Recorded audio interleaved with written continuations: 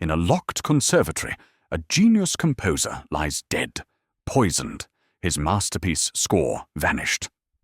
Hercule Poirot steps into a web of deception, where a fiery conductor, an ambitious rival, and a devoted student hide secrets behind a hidden panel. With cyanide in the brandy and a trail of clues, ink stains, a tarnished cufflink, a guarded notebook, Poirot unravels a tale of betrayal and ambition, racing to find the stolen opus eterna before its melody is lost forever. Will he catch the killer in time? Chapter 1. The Locked Conservatory. The late afternoon sun cast long amber fingers through the tall windows of Sir Reginald Harrow's London estate, bathing the conservatory in a glow that seemed to hum with the echoes of unwritten symphonies. Hercule Poirot stood at the threshold, his small fastidious figure framed by the heavy oak door now ajar, its lock gleaming with the cold precision of a mechanism that had failed to protect its master.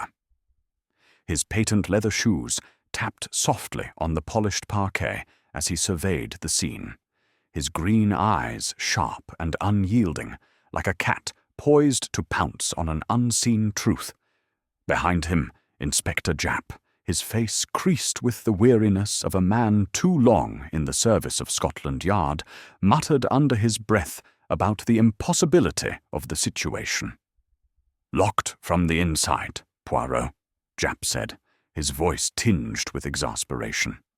"No windows, no skylights, no chimney, nothing but this blasted door, and the key still in the poor devil's pocket. It's a proper mystery, and no mistake."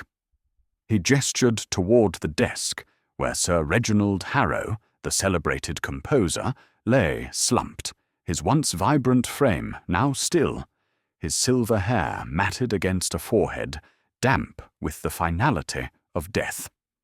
A shattered brandy glass lay in fragments on the floor, its contents seeping into the Persian rug, leaving a dark stain that seemed to mock the elegance of the room. Poirot adjusted the lapel of his immaculate suit and stepped forward, his movements deliberate, almost ceremonial.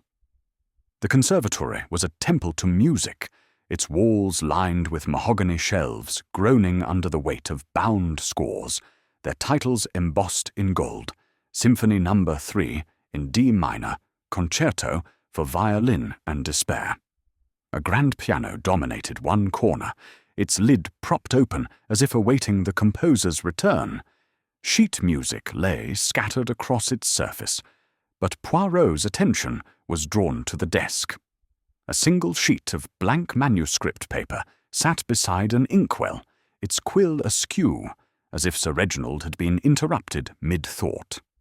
The absence of his latest score, the much whispered about opus eterna, said to be his magnum opus, was as conspicuous as a missing star in the night sky. "Mon ami," Poirot said, his voice soft but carrying the weight of certainty. "A locked room is not an enigma. It is merely a challenge to the little grey cells. The truth, it hides not in the lock, but in the details." He knelt beside the body, his gloved hand hovering over the shattered glass. A faint, bitter scent reached his nostrils, sharp and unmistakable. "Cyanure, perhaps," he murmured, his moustache twitching slightly. "A poison swift and merciless, n'est-ce pas?" Japp snorted, folding his arms. "Poison, you say? Well, that's something, but it doesn't explain how the killer got in or out. The butler swears the door was locked when he found the body, and the key hasn't left Sir Reginald's pocket. No one's been in or out since he retired here last night to work on that score of his." Poirot rose, his eyes scanning the room with the precision of a metronome. He noted the heavy velvet curtains, undisturbed, the pristine condition of the lock, and a curious scratch on the wall behind a bookshelf, barely visible in the slanting light. "This room," he said, almost to himself. It is a stage, and the crime, it is a performance. We must discern the script. He turned to Japp, his expression serene, but piercing. Tell me, Inspector, who was in this house last night? Japp consulted his notebook, his thick fingers fumbling with the pages. 3 others, besides the staff. Maestro Victor Langley, the conductor. Hot-tempered chap, always arguing with Sir Reginald about his orchestrations. Madame Clara Voss, a rival composer, cold as a fish, if you ask me. And Edmund Gray, Sir Reginald's student, a nervy young lad who worshipped the ground his teacher walked on. They were all here for dinner, left the conservatory around 9, and Sir Reginald locked himself in to work. That's the last anyone saw of him alive. Poirot nodded, his mind already arranging the players in this grim tableau. And the score, Inspector? This opus eterna. It is missing, oui? Vanished, Japp confirmed, shaking his head. Not a trace of it. The butler says Sir Reginald was obsessive about it, wouldn't let anyone near it. Worth a fortune, they say, to the right buyer, or the wrong one. Poirot's eyes gleamed with a quiet intensity. A fortune, or perhaps a legacy. To steal a man's music is to steal his soul. We shall find this score, Inspector, and with it, the hand that wielded the poison. He stepped back, clasping his hands behind him, his gaze lingering on the scratch mark. For now, let us speak with these suspects. The truth, it is like a melody. It hides, but it cannot remain silent forever. As Japp led the way to the drawing room, Poirot paused, casting one last glance at the conservatory. The sun had dipped lower, and the room seemed to hold its breath, as if guarding its secrets in the gathering shadows. Oui, Poirot whispered. You will speak to Hercule Poirot, and I will listen. Chapter 2. The trio of suspects. The drawing room of Sir Reginald Harrow's London estate was a study in opulence, its walls adorned with gilt-framed portraits of long-dead Harrows, their stern gazes seeming to weigh the living with silent judgment. The air was heavy with the scent of polished oak and the faint tang of cigar smoke, a remnant of the previous evening's dinner. Hercule Poirot stood near the fireplace, his small, immaculate figure a stark contrast to the grandeur around him. His hands were clasped behind his back, his head tilted slightly as he observed the 3 figures seated before him, each a distinct note in the discordant symphony of suspicion that had followed Sir Reginald's death. Inspector Japp, ever the practical man, stood by the door, his notebook open, his pen poised like a soldier awaiting orders. Poirot's green eyes, sharp as cut emeralds, moved from one suspect to another, noting the smallest details, the way a finger twitched, the flicker of an eyelid, the subtle tightening of a jaw. Mesdames et messieurs, he began, his voice soft yet commanding, carrying the precise cadence of a man who knew the power of words. We are gathered here to unravel the tragedy of Sir Reginald Harrow's death, a composer of genius struck down in his sanctum, his greatest work stolen. The locked door, it is a challenge, but the human heart, c'est là où réside le vrai mystère. I ask you now to speak, to reveal what you know, for the truth, it cannot hide from Hercule Poirot. The first to rise was Maestro Victor Langley, a towering figure whose broad shoulders and mane of dark hair gave him the air of a lion, barely restrained by the confines of his tailored evening suit. His face, flushed with indignation, bore the marks of a man accustomed to command. "This is preposterous," he declared, his voice booming like a timpani. "I, Victor Langley, suspected of murder. I who have conducted Sir Reginald's works to acclaim across Europe. The man was insufferable, yes, always meddling with my orchestrations, demanding impossible tempos, rewriting my scores as if I were a schoolboy. But to kill him? Absurd.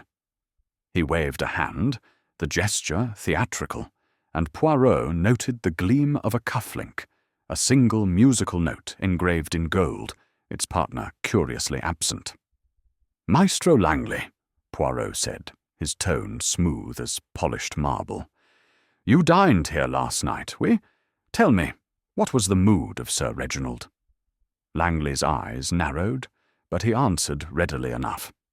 He was agitated as always, obsessed with that wretched opus eterna, kept muttering about its perfection, how it would redefine music. He barely touched his food, locked himself in that conservatory after dinner.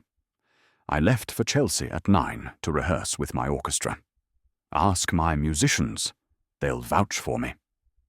Poirot nodded, his expression inscrutable. "And this score? It held no interest for you?" Langley's laugh was sharp, almost a bark. "Interest? It was a thorn in my side. Reginald's endless revisions drove me to distraction. If I wanted his score, I'd have demanded it openly, not skulked like a thief." His fists clenched, and Poirot observed the slight tremor in his hands, as if the man's temper were a force barely contained. "Merci, maestro," Poirot said, gesturing for him to sit. "We shall verify your rehearsal, naturellement." He turned his attention to the second suspect, Madame Clara Voss, who sat with the poise of a statue, her pale face framed by a severe chignon of raven hair. Her dress, a deep burgundy, was elegant but understated, as if she wished to draw no attention, yet knew her presence commanded it. Her eyes, a cold grey, met Poirot's without flinching, but there was a brittleness in their depths, like ice over a frozen lake. "Madame Voss," Poirot began, "you are a composer of renown, a rival to Sir Reginald, perhaps. His opus eterna, it was said to eclipse all others. Did this not provoke envy?" Clara's lips curved into a smile that held no warmth. "Envy, Monsieur Poirot? You mistake me. Reginald's work was competent, but his time was passing. My own compositions stand on their merit. His score held no allure for me. It was a relic of a fading era." Her voice was crisp, each word measured, yet Poirot detected a faint edge, as if she were guarding a secret she dared not name. "You were here last night," Poirot pressed, his tone gentle but insistent. "What did you observe of Sir Reginald?" "He was distracted," she replied, her gloved hands folded neatly in her lap. "He spoke little at dinner, his mind clearly on his work.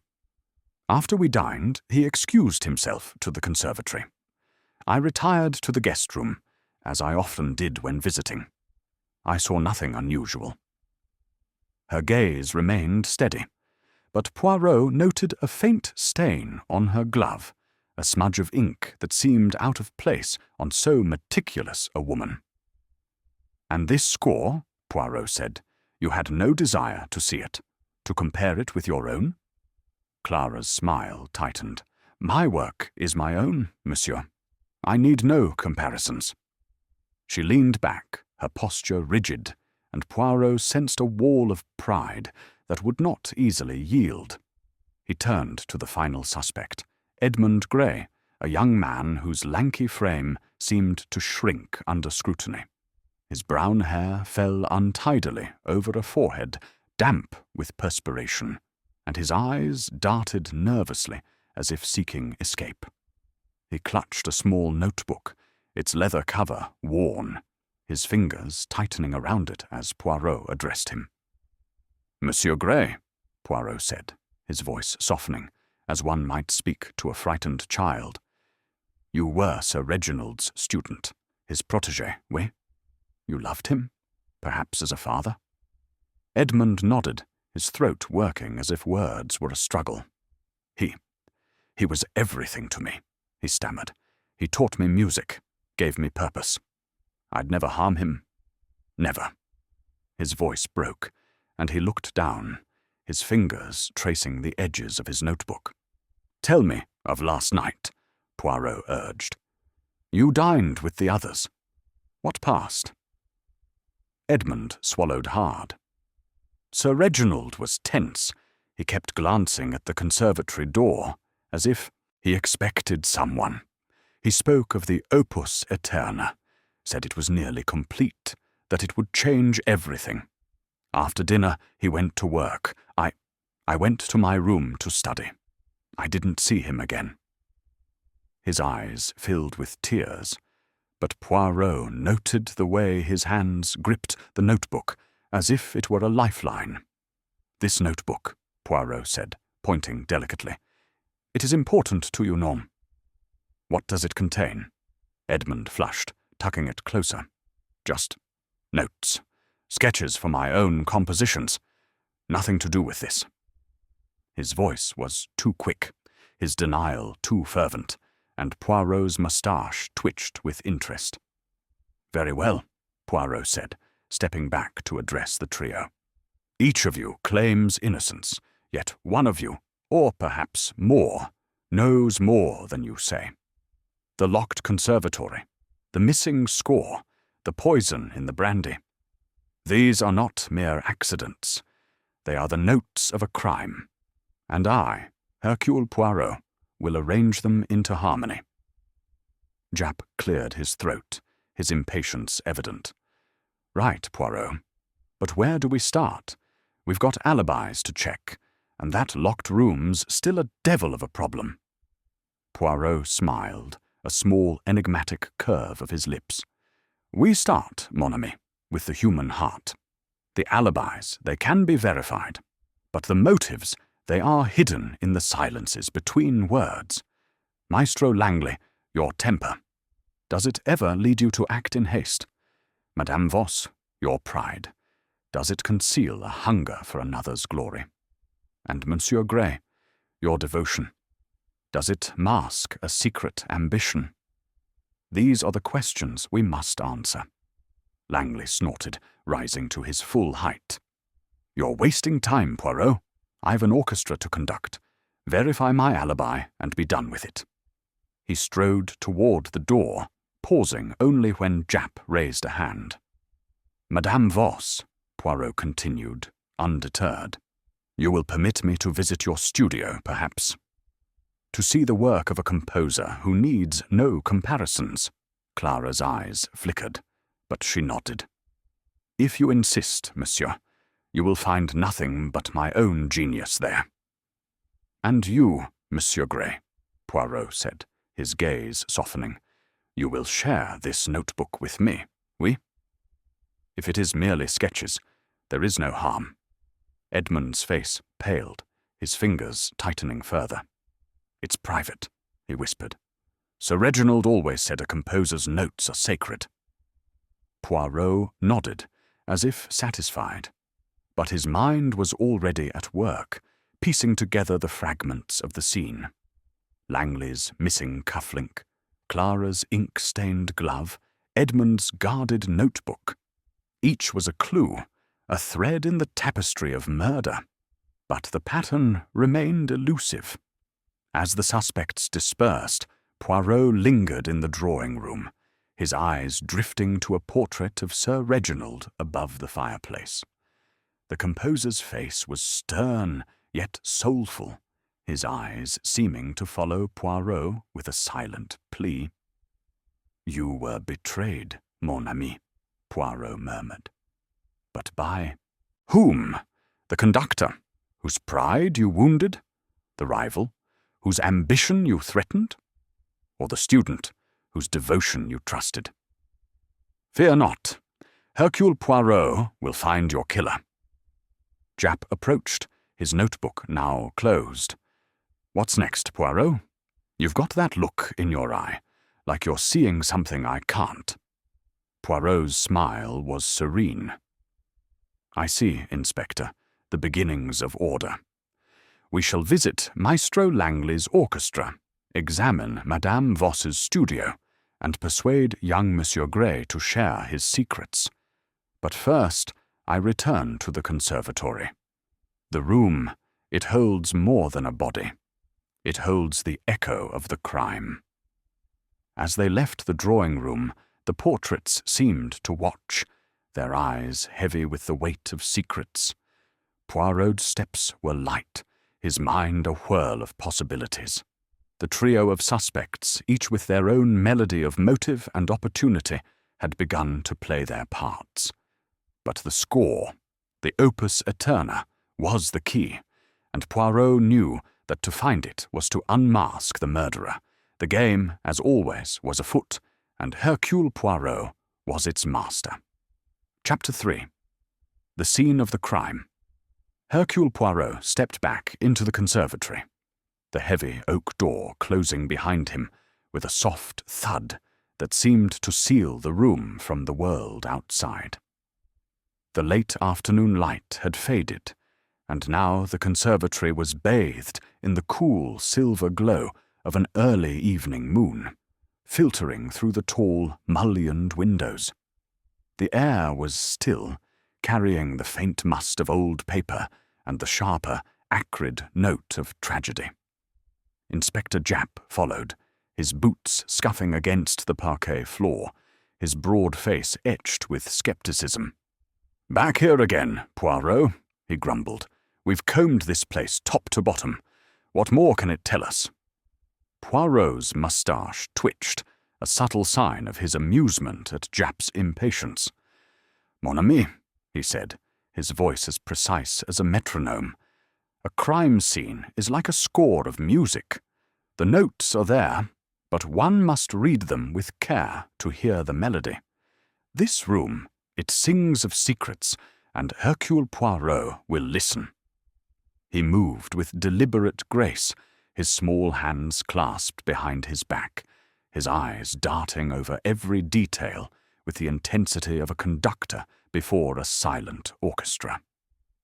The conservatory was as Poirot had left it, yet each visit seemed to reveal a new facet of its character.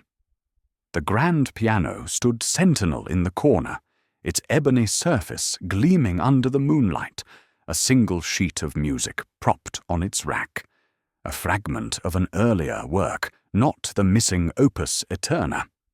The shelves, laden with scores, seemed to lean inward, as if guarding their contents from prying eyes. At the centre of the room, Sir Reginald Harrow's desk remained a tableau of interrupted genius, an inkwell, its contents slightly congealed, a quill, its tip bent, and a single sheet of blank manuscript paper, its edges pristine, but its surface whispering of secrets. Poirot approached the desk, his gloved fingers hovering over the body of Sir Reginald, now covered with a sheet by the coroner's men, though the outline of his slumped form was still discernible. The shattered brandy glass lay on the floor, its fragments glinting like broken stars. Poirot knelt, his nose wrinkling as he detected the faint, bitter scent he had noted earlier. "Cyanide, sans doute," he murmured, his eyes narrowing. "A poison most swift, delivered with precision. But how? And by whom?" Japp shifted uncomfortably, his hands in his pockets. "The butler swears the brandy decanter was untouched before Sir Reginald locked himself in. No one could have tampered with it, unless—" He trailed off, his brow furrowing. "Unless one of the staff's in on it, but they're all loyal as dogs. Been with the family for years." Poirot rose, dusting his gloves with a fastidious flick. "Loyalty, Inspector, is a virtue, but it does not preclude opportunity. We shall question the butler again. But first, let us examine this desk." He leaned closer, his eyes scanning the surface. The blank manuscript paper caught his attention, its emptiness a stark contrast to the composer's reputation for prolific creation. He lifted it gently, holding it to the moonlight, and his lips curved into a faint smile. "Curio," he said softly. "This paper, it is not so blank as it seems. There are indentations, faint but present. The ghost of music, perhaps." Japp peered over his shoulder, squinting. "Indentations. You mean someone pressed hard on another sheet, and it left marks. But what good's that without the original score?" Poirot's smile widened, though his eyes remained sharp. "The original, it is gone, but the echo remains. These marks, they may tell us what Sir Reginald wrote before his death. We shall have them analysed, eh? A specialist in such matters can reveal the notes." He set the paper down carefully, as if it were a sacred relic, and turned his attention to the inkwell. The ink was a deep indigo, its surface marred by a single smudge on the desk's edge, as if a careless hand had brushed against it. "This smudge," Poirot said. "It is fresh. And the shade, it matches the stain I observed on Madame Voss's glove. A coincidence, perhaps?" Japp grunted, jotting a note in his book. "You're building a case on smudges now, Poirot. That's thin, even for you." "Non, non," Poirot replied, his tone patient but firm. "It is the accumulation of details, mon ami. The smudge, the indentations, the poison. These are threads in a tapestry. Alone, they are nothing. Together, they form a picture." He moved to the bookshelf, his fingers tracing the spines of the scores, their titles a litany of Sir Reginald's triumphs. Nocturne in G minor, Symphony of the Spheres. His hand paused at a faint scratch on the wall, no more than a hairline mark, yet it stood out in the moonlight like a crack in the facade of the room's perfection. "This mark," Poirot said, tapping it lightly, "it is not natural. It suggests movement, perhaps. Something concealed." He pressed against the shelf, his touch gentle but probing, and was rewarded with a faint click. A section of the bookshelf shuddered, revealing the outline of a panel, though it did not open fully. Poirot stepped back, his eyes alight with discovery. "Voilà! A secret, Inspector. This room, it is not so locked as it seems." Japp's jaw dropped, his skepticism momentarily silenced. "A hidden panel? In a modern house like this? You're pulling my leg, Poirot." Poirot's moustache twitched again, a sign of his quiet triumph. "The modern, it borrows from the old, mon ami. Many grand houses have such secrets, built for privacy or escape. This panel, it may explain how our killer entered, or left, without disturbing the lock." He examined the edge of the shelf, noting a faint trace of dust disturbed by the recent movement. "We must open it fully, but with care. The footprints, the traces, they will tell us much." Japp called for one of his men, a burly constable who arrived with a toolkit. With Poirot's guidance, they pried at the panel, which slid open with a groan, revealing a narrow passage leading into darkness. The air within was cool and damp, carrying the scent of old stone. Poirot peered inside, his silhouette framed by the moonlight. "This passage, it leads where, Inspector?" Japp scratched his head, still reeling from the discovery. "The library, I'd wager. It's the next room over. But why would anyone use this? The door was locked, the key in Sir Reginald's pocket." Poirot's eyes gleamed. "Why indeed? To steal the score, to administer the poison, to escape without detection. The locked door, it is a deception, a sleight of hand. Our killer is clever, but not invisible." He stepped back, allowing the constable to secure the passage for further inspection. "We must map this route, Inspector, and search for traces, fibers, footprints, perhaps another clue." As Japp barked orders to his men, Poirot returned to the desk, his mind racing. The indentations on the paper, the ink smudge, the hidden panel. These were not random. They pointed to a plan, meticulous and bold, executed by someone with access to Sir Reginald's inner sanctum. He thought of the suspects, Maestro Langley, whose temper flared like a crescendo, Madame Voss, whose icy ambition might hide a thief's heart, and young Edmund Grey, whose devotion seemed tinged with secrecy. Each had dined here, each had opportunity, but the motive remained as elusive as the missing score. Poirot's gaze fell on the piano, its silent keys a reminder of the music now lost. He approached it, his fingers brushing the sheet music, a fragment of an older work, its notes familiar yet incomplete. "Sir Reginald," he murmured, "your music was your life, and your life was taken for it. But why? For fame? For revenge? For love?" He turned to Japp, who was overseeing the constable's work at the panel. "Inspector, we must speak again with the butler. He knows this house, its habits, its secrets, and we must send this manuscript paper for analysis, the opus aeterna. It is not gone. It speaks to us still." Japp nodded, though his expression remained dubious. "You're seeing things I can't, Poirot. But I'll admit, that panel's a game-changer.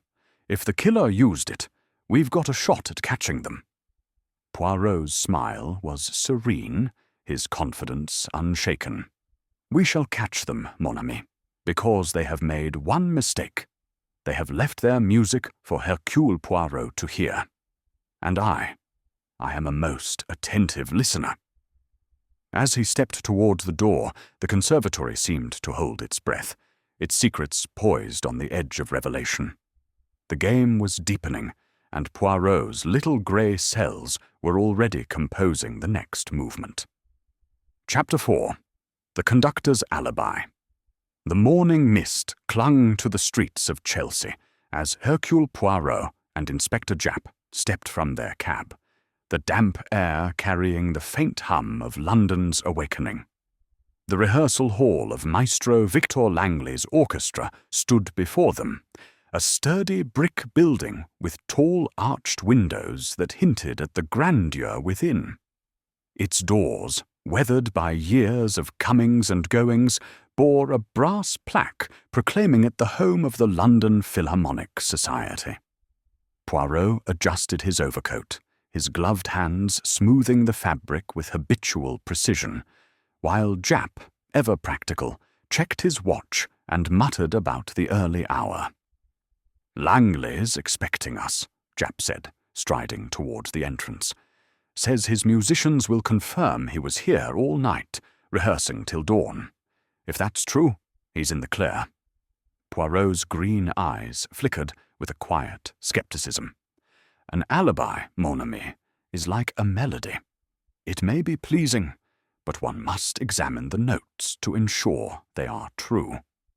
His moustache twitched as he followed Japp inside, his mind already sifting through the details of Maestro Langley's fiery outburst in the drawing-room. The conductor's temper, his disdain for Sir Reginald's meddling, and that curious mismatched cufflink, gold on one wrist, tarnished on the other, lingered in Poirot's thoughts like an unresolved chord.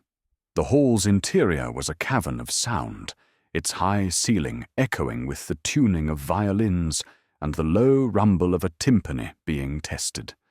Musicians milled about, their faces a mix of weariness and focus, preparing for the day's work. At the podium stood Maestro Langley, his imposing figure commanding the room as he waved his baton with the intensity of a general rallying troops. His dark hair was swept back, his eyes blazing as he barked corrections at a flautist struggling with a phrase. "No, no, fortissimo, you play like a mouse," he bellowed, then caught sight of Poirot and Japp. His expression shifted from irritation to guarded courtesy as he descended the podium, wiping his brow with a handkerchief. "Monsieur Poirot, Inspector," Langley said, his voice a low growl. "You've come to waste my time, I presume.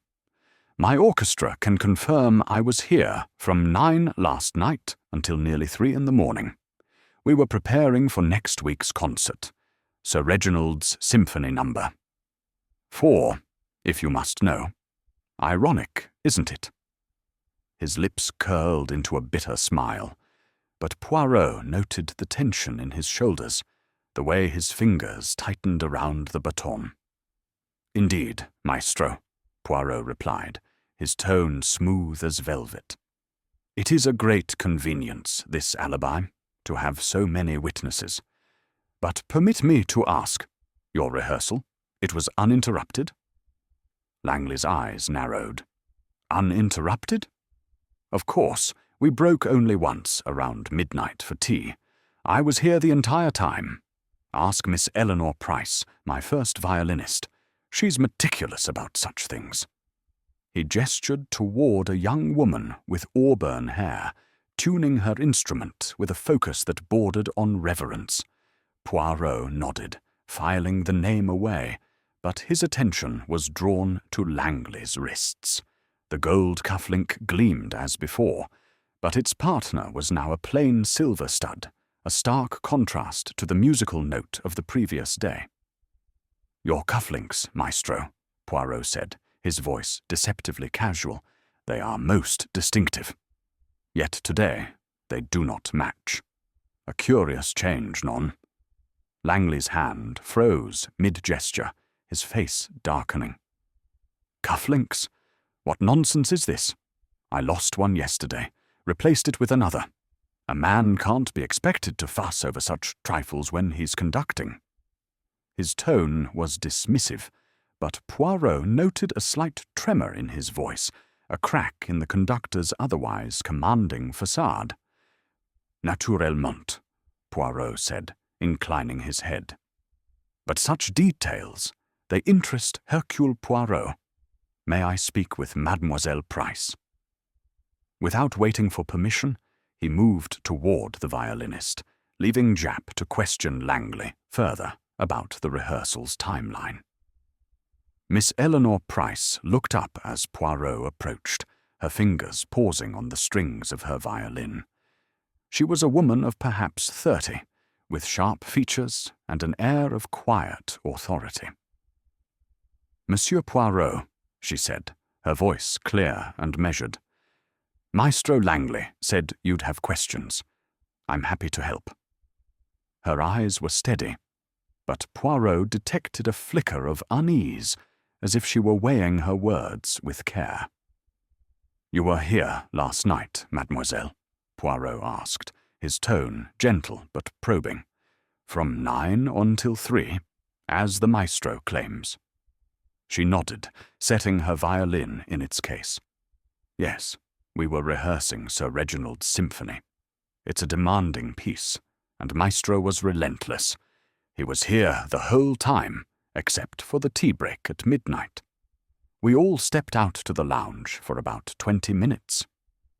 Her fingers brushed the edge of her case, a nervous gesture that did not escape Poirot's notice. "And during this break," Poirot pressed, "the maestro, he remained with you?" Miss Price hesitated, her eyes darting toward Langley, who was now arguing with Japp near the podium. "He stepped out for a moment, to take a telephone call, I think. But he was back before we resumed. He's always punctual." Her words were careful, but Poirot sensed a gap, a moment unaccounted for in the conductor's night. "Merci, mademoiselle," Poirot said, his smile disarming. "You have been most helpful." He returned to Japp, who was scribbling notes with a frown. "Well, Poirot," Japp said, "Miss Price confirms Langley was here, give or take a few minutes." "Sounds solid to me." Poirot's eyes gleamed. "Solid, perhaps, but not airtight. A telephone call, A brief absence, time enough perhaps to travel to Sir Reginald's estate and back. The distance, it is not great, and the motive, it burns in the maestro's heart. He paused, his mind turning to the cufflink. We must search for the missing one, Inspector. It may have fallen in a place most revealing. Japp sighed, accustomed to Poirot's cryptic pronouncements. Right, I'll have my men check the estate again. But what's this about a cufflink? You're chasing shadows, Poirot. Non, mon ami, Poirot replied, his voice soft but resolute. A shadow is cast by something real. The cufflink, it is a note in our symphony, and we shall find where it fell.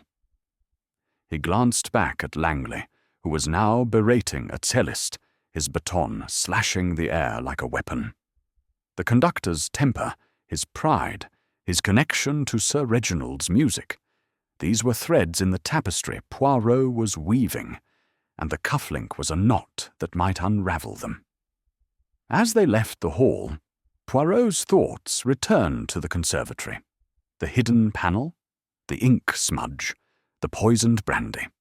Langley's alibi was strong, but not unassailable. A man of his passion could act in haste, could slip through a secret passage to silence a rival who challenged his authority. Yet the score, the opus aeterna, why take it?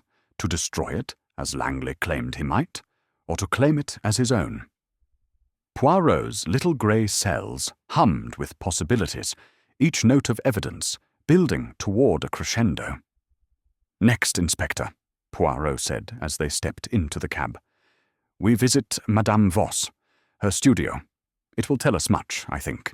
And we must not forget young Monsieur Gray. His notebook, it hides something, and Hercule Poirot will discover what. The cab rolled into the fog, carrying them towards the next movement in their investigation, while the echo of Langley's baton lingered in Poirot's mind, a rhythm of suspicion that refused to fade. Chapter 5. The rival's ambition. The cab wound through the narrow streets of Bloomsbury, its wheels rattling over cobblestones as Hercule Poirot sat in silent contemplation, his gloved hands folded neatly over the silver head of his cane. Inspector Japp, beside him, flipped through his notebook, his brow furrowed with the weight of their growing investigation. The morning mist had lifted, leaving a crisp autumn light that bathed the city in a clarity that seemed to sharpen Poirot's senses.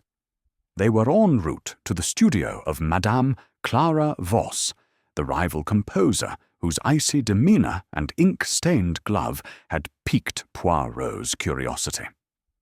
This Voss woman, Japp muttered, she's got a reputation for being ruthless. You think she'd kill for a score? Poirot's green eyes flickered, his moustache twitching with the faintest hint of a smile. Mon ami, ambition is a fire that can warm a soul or consume it. Madame Voss, she burns with it. But whether it led her to murder, this we shall discover. His mind was already arranging the notes of the case. The hidden panel in the conservatory, the poisoned brandy, the missing cufflink of Maestro Langley, and now the smudge of indigo ink on Clara Voss's glove, a shade identical to that on Sir Reginald Harrow's desk. Each detail was a thread, and Poirot was determined to weave them into a tapestry of truth. The studio was a modest townhouse, its facade austere compared to Sir Reginald's opulent estate. A brass knocker shaped like a treble clef adorned the door, a subtle nod to the occupant's profession. Madame Voss greeted them with a cool nod, her burgundy dress replaced by a severe black gown that seemed to absorb the light. Her raven hair was pulled tightly back, accentuating the sharp angles of her face, and her grey eyes met Poirot's with a challenge that bordered on defiance. "Monsieur Poirot, Inspector Japp," she said, her voice as crisp as frost. "You waste no time. Come, My studio awaits." She led them through a narrow hall, its walls bare save for a single framed score, her own symphony in C minor, a work that had earned her acclaim, but not the adoration reserved for Sir Reginald. The studio itself was a stark contrast to the conservatory's warmth. It was a room of precision, with a small upright piano, a desk cluttered with neatly stacked manuscripts, and shelves lined with books on theory and composition. The air smelled faintly of ink and wax, and a single window admitted a sliver of daylight that fell across a draft of her latest work, its pages covered in meticulous notation. Poirot's eyes swept the room, noting its order, its almost clinical cleanliness. "A place of creation, madame," he said, his tone polite but probing. "Here, you craft your music, your legacy. Tell me, how did you view Sir Reginald's work?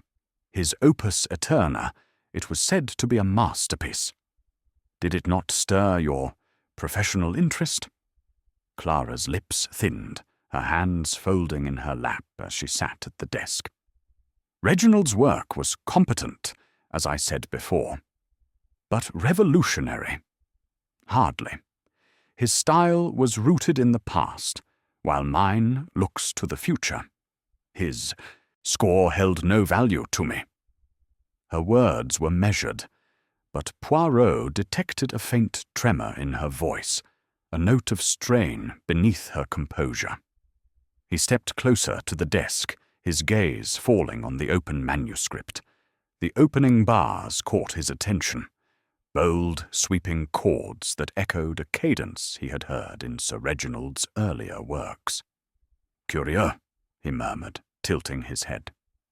"These notes, madame, they sing with a familiarity. A coincidence, perhaps, that they resemble Sir Reginald's style?" Clara's eyes flashed, but she maintained her poise. "Inspiration is a shared language, Monsieur Poirot. All composers draw from the same well. If my work echoes his, it is because we both studied the masters, Beethoven, Brahms. There is no theft here." Her fingers brushed the manuscript, and Poirot noted the absence of the ink-stained glove, replaced by a pristine pear in white silk. Yet a faint smudge lingered on the edge of her desk, the same indigo hue as before. "Naturellement," Poirot said, his smile disarming. "But let us speak of last night. You dined at Sir Reginald's estate, then retired to the guest-room. Did you perhaps visit the conservatory before retiring, to discuss music or to glimpse this opus eterna?" Clara's gaze hardened. "I did no such thing. After dinner, I went to my room to review my own scores. Reginald was alive when I left the dining-room, obsessed with his work as always. I had no reason to disturb him." She rose, her movements graceful but deliberate, as if to signal the end of the conversation. "You may search my studio, monsieur, but you will find only my own work here." Poirot inclined his head, his eyes never leaving hers. "Merci, madame. With your permission, I shall look." He moved to the shelves, his gloved fingers tracing the spines of books and manuscripts. Japp, meanwhile, poked about the desk, his heavy hands careful not to disturb the papers. Poirot's attention was drawn to a small wooden box tucked behind a volume of Bach's counterpoint. Its lid was carved with a delicate musical staff, and when he opened it, he found a collection of quills, a bottle of indigo ink, and a single sheet of manuscript paper. Blank, but of the same weight and texture as that found on Sir Reginald's desk. "This ink, madame," Poirot said, holding up the bottle. "It is a distinctive shade. The same, I think, as that which stained your glove yesterday, and the desk where Sir Reginald died. A curious coincidence, no?" Clara's composure faltered for a fraction of a second, her lips parting before she recovered. "Many composers use similar inks, monsieur. It proves nothing." But her voice was tighter now, and Poirot noted the slight clench of her jaw, the way her hands smoothed her gown, as if to steady herself. Japp, sensing the tension, stepped forward. "Mind if we take a sample of that ink, Madame Voss, just to compare it with the coroner's findings?" His tone was gruff, but there was a glint of excitement in his eyes, as if he sensed Poirot was closing in on something tangible. Clara nodded curtly. "Take what you need, Inspector. I have nothing to hide." But as she spoke, her eyes darted to the manuscript on her desk, and Poirot followed her glance. He approached the pages, his fingers hovering over the notes, and his mind registered a subtle dissonance. The chords, while masterful, bore a cadence too close to Sir Reginald's Nocturne in G minor, a work he had studied in the Conservatory's archives. It was not plagiarism, not yet, but it was a shadow of influence that suggested more than mere coincidence. "Madame," Poirot said, his voice soft but unpiercing, "your work is indeed your own, but it whispers of another's hand. Did you, perhaps, see Sir Reginald's score before it vanished? A glimpse, unintentional, during a visit to his conservatory." Clara's face paled, but she held his gaze. "You accuse me of theft, Monsieur Poirot. I am insulted. My music is my soul, and I would no more steal Reginald's score than I would his life." Her words were fierce, but Poirot sensed a crack in her armor, a fear that her ambition might betray her. He stepped back, his expression serene. "Accuse? No, madame, I merely observe. The truth, it will reveal itself, as always." He turned to Japp, who was pocketing the ink bottle, with a satisfied nod. "Inspector, we have what we need for now. Let us return to the estate, and speak with the butler again. He may know more of Madame Voss's visits than she admits." As they left the studio, Poirot glanced back at Clara, who stood by her desk, her hands clasped tightly. The sunlight caught the edge of her manuscript, illuminating the notes that danced too closely to Sir Reginald's style. "Ambition," Poirot murmured to himself. "It is a dangerous muse." The cab rolled away, carrying them back toward the estate, where the secrets of the conservatory awaited. Clara Voss's composure was a fortress, but Poirot's little grey cells were already probing its walls, seeking the crack that would bring it down. Chapter 6. The student's secret. The late morning sun filtered through the ancient oaks of Sir Reginald Harrow's estate, casting dappled shadows across the manicured lawn where Hercule Poirot stood, his polished shoes sinking slightly into the dew-kissed grass. The garden, a riot of late-blooming roses and neatly trimmed hedges, was a haven of tranquility, yet it seemed to hum with the tension of the unfolding mystery. Inspector Japp, ever the man of action, paced nearby, his hands thrust into his pockets, his brow creased with impatience. "This boy, Edmund Gray," Japp said, his voice gruff. "He's a nervous sort, but harmless, don't you think? Can't see him poisoning anyone, let alone his mentor." Poirot's green eyes sparkled with a quiet intensity, his moustache twitching as he adjusted his hat against the sun's glare. "Mon ami," he replied, his voice as precise as a tuning fork. "The heart of youth is often a labyrinth, full of devotion and desperation in equal measure. Young Monsieur Gray, he clings to his notebook as if it were his very soul. We must discover what it hides." His mind was a whirl of details: the hidden panel, the ink-stained glove of Madame Voss, the missing cufflink of Maestro Langley, and now the trembling hands of Edmund Gray, whose nervous demeanour suggested more than mere grief. They found Edmund in the garden's arbour, a secluded nook framed by climbing ivy and a weathered stone bench.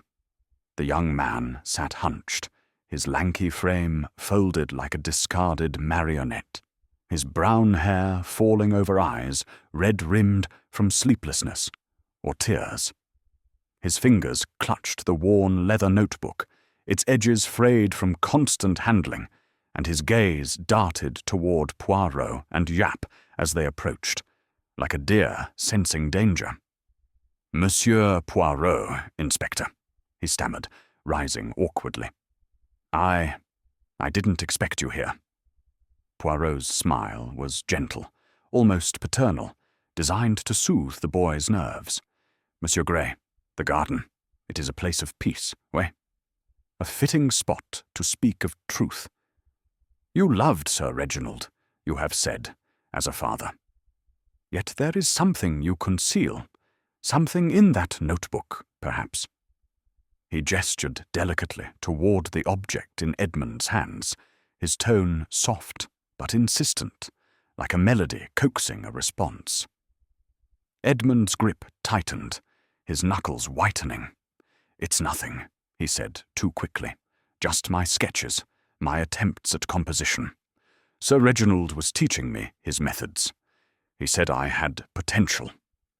His voice cracked, and he looked away, his eyes fixed on a rose bush, as if it held the answers he could not give.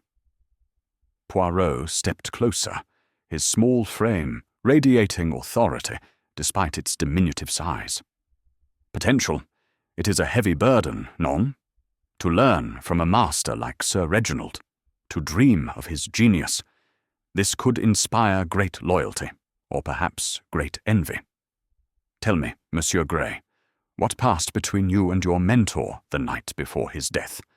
You visited the conservatory, did you not?" Edmund's face paled, his breath catching. Yes, I went to see him. It was late, after dinner. He was working on the Opus Eterna.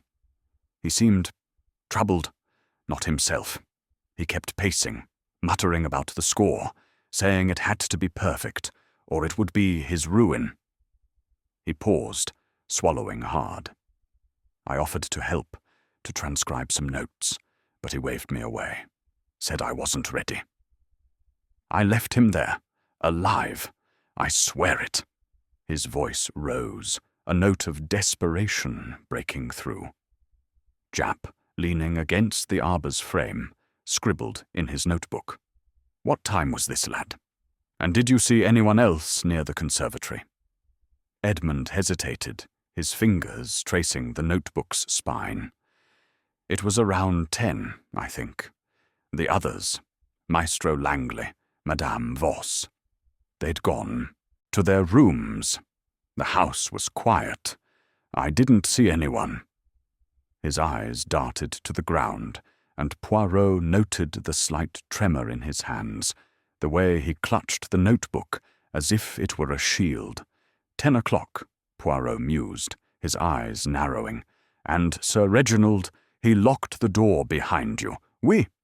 Yet the key was found in his pocket, and the door was locked when the butler discovered the body. This troubles me, Monsieur Gray.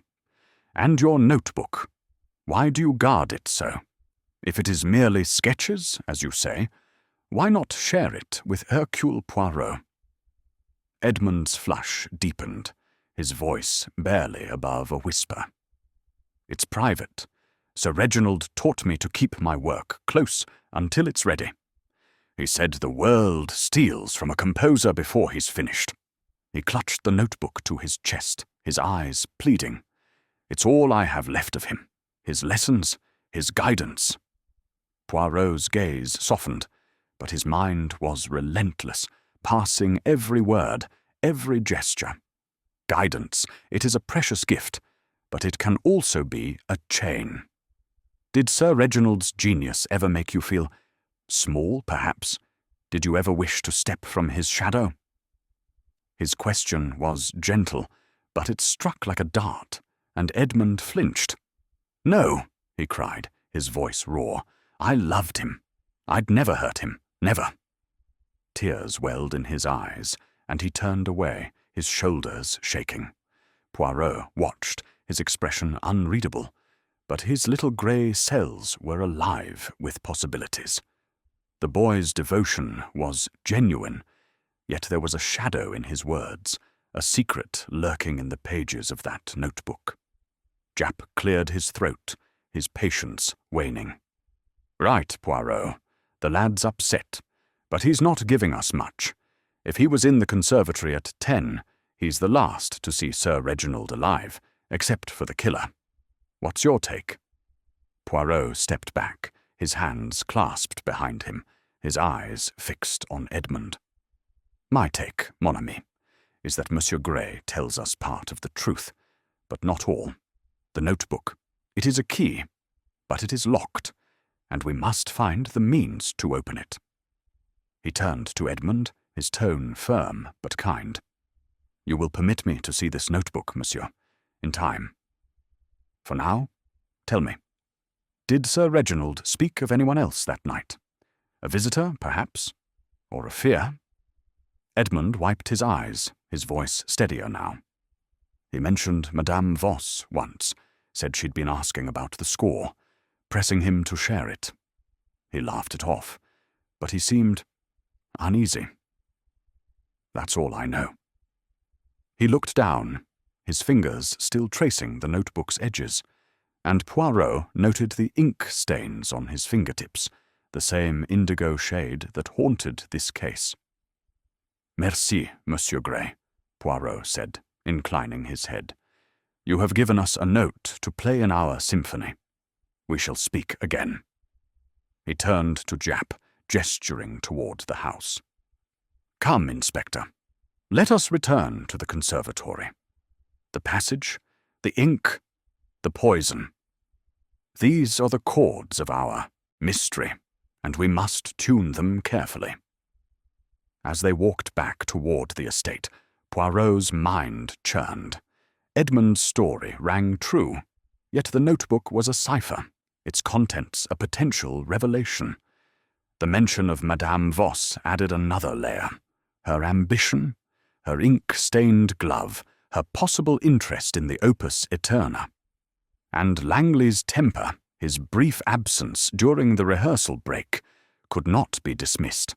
The garden faded behind them, its roses a silent witness to the secrets unfolding, and Poirot felt the case tightening like a string on a violin, ready to sing its truth under his skilled hands. Chapter 7. The Hidden Panel. The conservatory of Sir Reginald Harrow's estate seemed to hold its breath as Hercule Poirot stepped inside once more, the late afternoon light casting long slanting shadows across the polished parquet floor. The room, with its grand piano and shelves of musical scores, was a silent witness to the crime, its elegance now tinged with the chill of death. Inspector Japp followed, his heavy footsteps echoing in the stillness, his face a mask of determination tinged with frustration. "This place gives me the creeps, Poirot," he muttered, glancing at the covered form of Sir Reginald, now removed by the coroner's men, but leaving an indelible imprint on the scene. "That panel you found, it's the first real break we've got. But where does it lead us?" Poirot's green eyes gleamed with the quiet intensity of a man who saw not just a room, but a puzzle, each detail a piece waiting to be fitted into place. "Mon ami," he said, his voice as precise as a plucked string, "the hidden panel is not merely a door. It is a revelation. It tells us the killer was bold, resourceful, and familiar with the secrets of this house. We must listen to what it says." He moved towards the bookshelf, where he had discovered the faint scratch mark, his gloved hands clasped behind his back, his moustache twitching with anticipation. The panel, partially ajar from their earlier discovery, beckoned like a half-opened score, promising answers but demanding careful interpretation. Poirot knelt, his eyes tracing the edge of the bookshelf where the wood met the wall. The scratch mark, no wider than a hairpin, was fresh, its edges unmarred by dust. He pressed gently, and with a soft click, the panel slid fully open, revealing a narrow passage cloaked in shadow. The air within was cool and musty, carrying the scent of old stone and the faint tang of something metallic, perhaps the residue of a tool used to force the mechanism. "Voilà," Poirot murmured, his voice barely above a whisper. "The secret path of our murderer." He produced a small flashlight from his pocket, its beam cutting through the darkness to reveal a cramped corridor, its walls rough-hewn and its floor scattered with dust. Footprints, faint but distinct, marked the passage, their outlines blurred by haste or carelessness. Poirot's lips curved into a faint smile. The killer, he was not so invisible as he thought. Japp peered over Poirot's shoulder, his brow furrowing. Footprints, eh? Could be anyone's. Staff, guests, even Sir Reginald himself. But how'd they know about this passage? It's not exactly advertised. He scratched his head, his practical mind grappling with the implications. And why go to all this trouble? The door was locked, key in the pocket. Why not just use that? Poirot straightened, his flashlight playing over the passage's walls. The locked door, Inspector, is the illusion, the sleight of hand. The killer wished us to believe the conservatory was impenetrable, to focus on the impossible while they slipped away through this hidden route. But the footprints, they betray them. He pointed to a smudge in the dust, where a heel had left a partial print, its size suggesting a man's shoe, or perhaps a woman's with a sturdy sole. We must measure these, compare them to our suspects.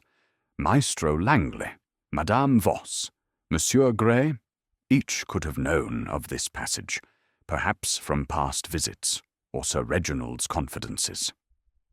Japp called for a constable, who arrived with a measuring tape and a notebook, carefully recording the dimensions of the footprints. Poirot, meanwhile, ventured a few steps into the passage, his light revealing a sharp turn that led, as he suspected, toward the library, adjacent to the conservatory. The passage was narrow, barely wide enough for a single person, and its walls bore faint scratches, as if objects had been dragged through in haste. At the far end, a second panel stood slightly ajar, opening into the library's shadowed corner, where a heavy bookcase partially concealed the exit. "Curieux," Poirot said, emerging into the library. The room was a contrast to the conservatory's brightness, its dark panelling and leather-bound tomes creating an atmosphere of somber intellect.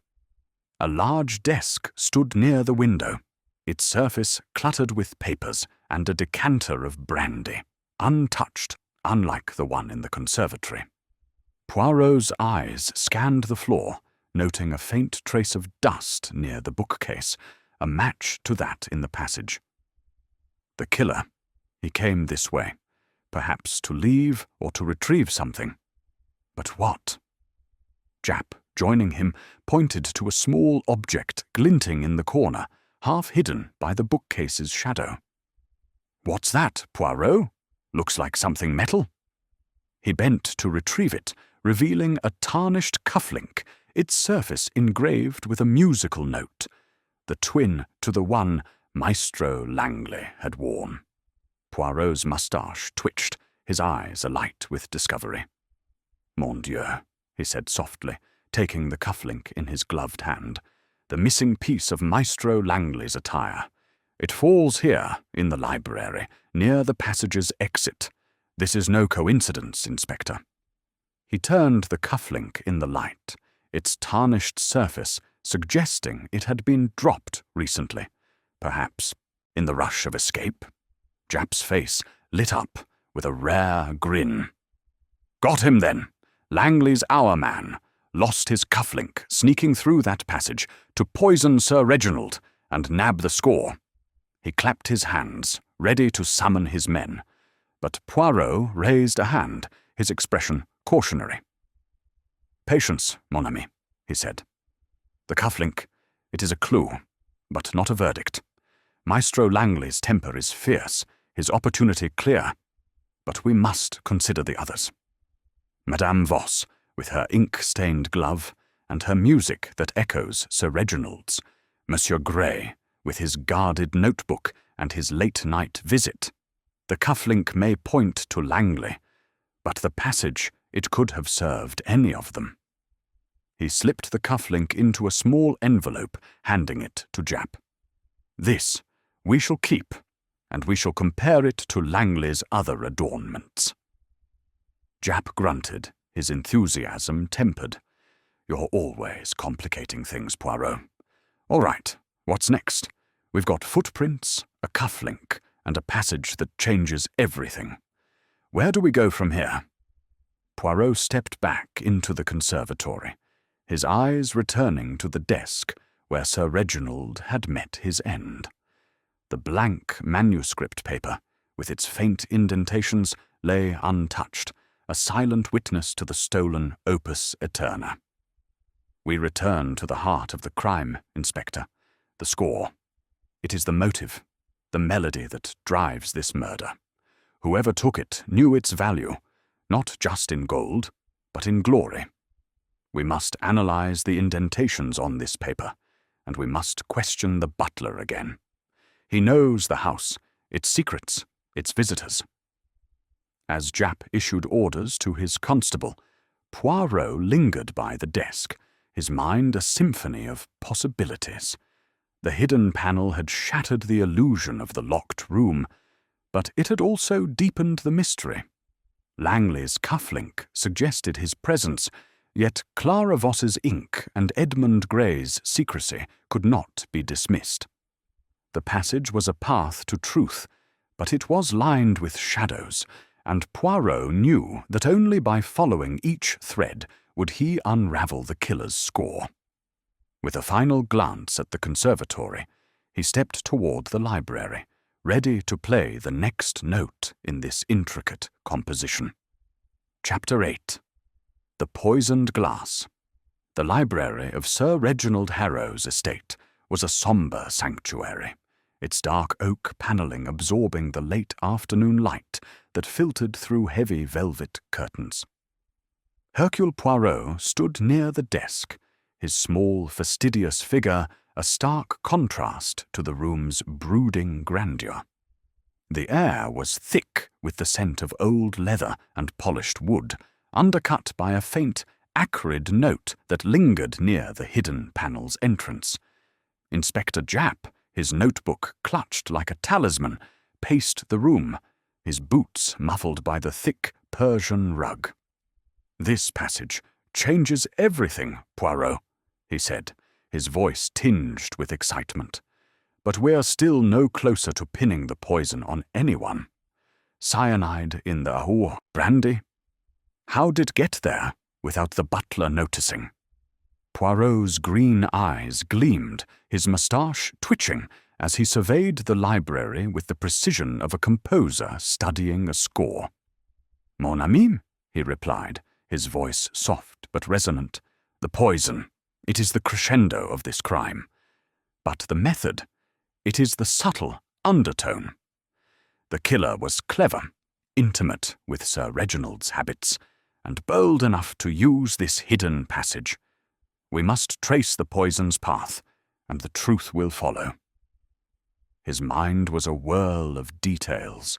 The tarnished cufflink found near the panel, the ink-stained glove of Madame Voss, the guarded notebook of Edmund Gray, and now the brandy glass, shattered on the conservatory floor. its contents laced with cyanide.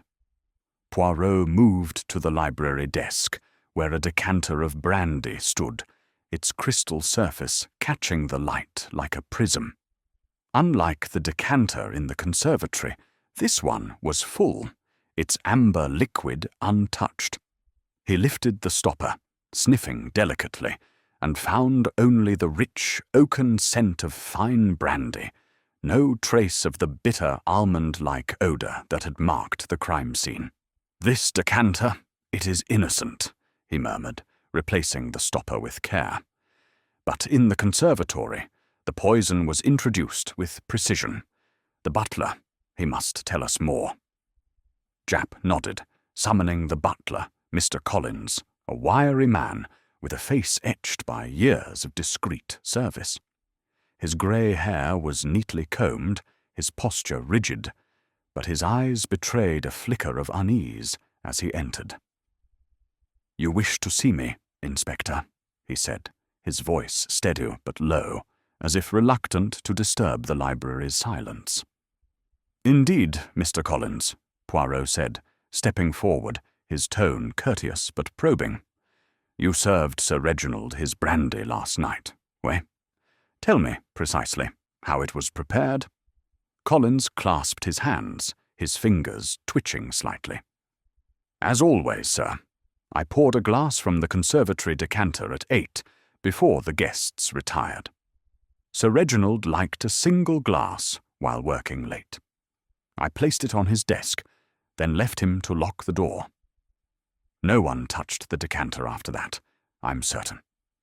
His eyes darted to the hidden panel, now sealed by Japp's men, and Poirot noted the subtle tightening of his jaw. "Certain, you say?" Poirot's voice was gentle, but his eyes were sharp as a hawk's. "Yet the brandy was poisoned, monsieur. Cyanide, swift and deadly, found in the shattered glass. You saw no one near the conservatory after 8. No visitors, no guests lingering?" Collins shook his head, his face paling. "No, sir. The house was quiet. Maestro Langley left for his rehearsal, Madame Voss went to her guest room, and young Mr. Gray to his. I checked the doors myself before retiring. The conservatory was locked, the key with Sir Reginald." He hesitated, then added, "Though I did hear footsteps in the hall, near the library, around 10.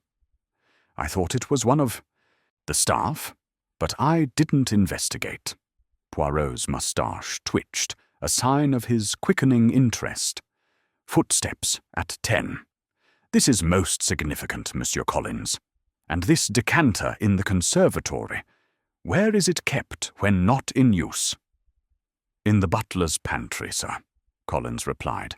"It's refilled weekly from the cellar stock. I filled it myself yesterday morning, and it was untouched until I poured the glass." His voice was firm, but Poirot detected a tremor, a hint of doubt in the man's certainty. "Merci," Poirot said, dismissing the butler with a nod. As Collins departed, Poirot turned to Japp, his expression serene but intense. "The poison, it was not in the decanter when Collins poured the glass, or he would have noticed the scent. It was added later, after the conservatory was locked, through the hidden panel. The killer, they knew Sir Reginald's habit of sipping brandy while composing." Japp scratched his head, his notebook open. "Right, but how? They'd need to get close, and cyanide's not exactly easy to come by. You're saying they slipped in, poisoned the glass, and took the score, all without being seen?" Poirot's eyes narrowed as he paced to the hidden panel, his flashlight illuminating the narrow passage. "Précisément, Inspector. The panel is the key. It allowed access without disturbing the lock.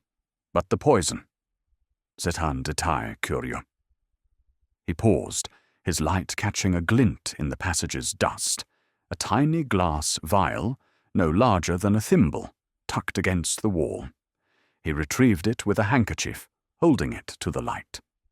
Empty, it bore a faint residue, its odour unmistakably that of cyanide.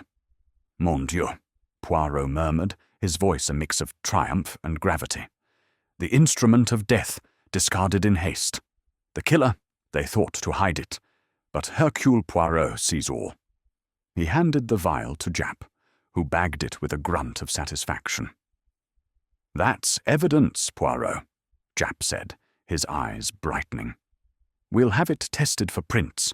If it's Langley's or Voss's, or even the boys', we've got them."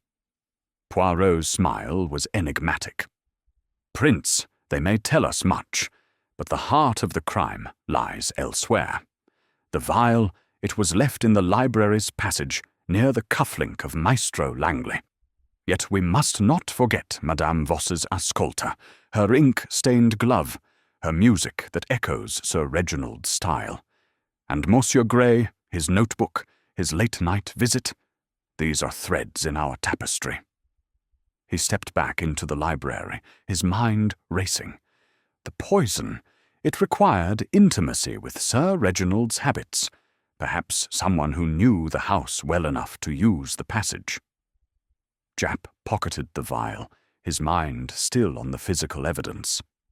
"So, we've got the cufflink, the vial, the footprints. It's coming together, Poirot. But we need that score. Without it, we've got no motive." Poirot's eyes gleamed. "The motive, it is in the music itself, Inspector. The opus eterna, it was Sir Reginald's legacy, a work to eclipse all others. To steal it was to steal his immortality. We shall send the vial for analysis, and we must press Monsieur Gray about his notebook. His devotion, it hides something, perhaps a glimpse of the score."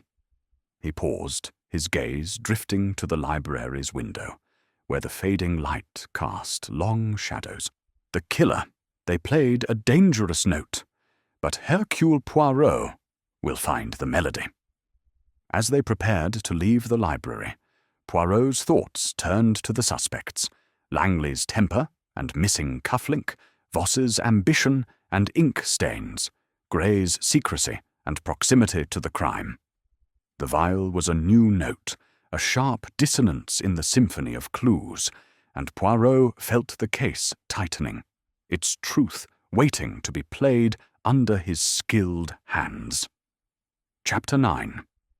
The missing score, the drawing-room of Sir Reginald Harrow's estate, was steeped in the hush of early evening, its opulent furnishings softened by the flickering glow of a chandelier that cast delicate patterns across the polished floor. Hercule Poirot stood at the centre, his small, immaculate figure commanding the space as if it were a stage, his green eyes sharp with the intensity of a conductor poised before a silent orchestra.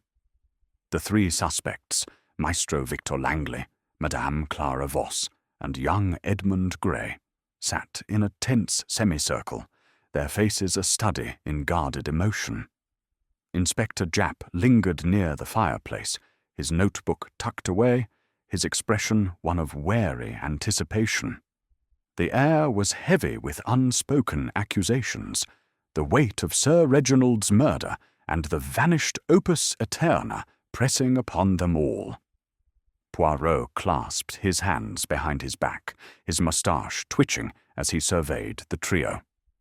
"Mesdames et messieurs," he began, his voice a measured cadence, each word chosen with the precision of a note in a symphony.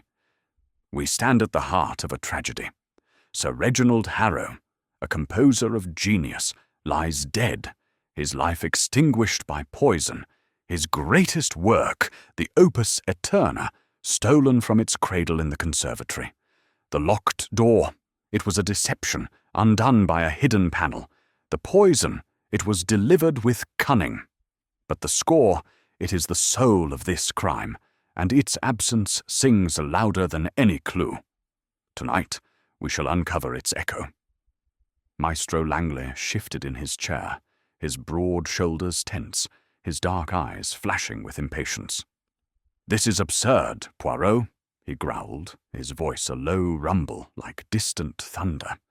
"You drag us here to play parlour games while my orchestra waits. I told you, I was in Chelsea, rehearsing. I had no interest in Reginald's score. It was a torment, not a treasure."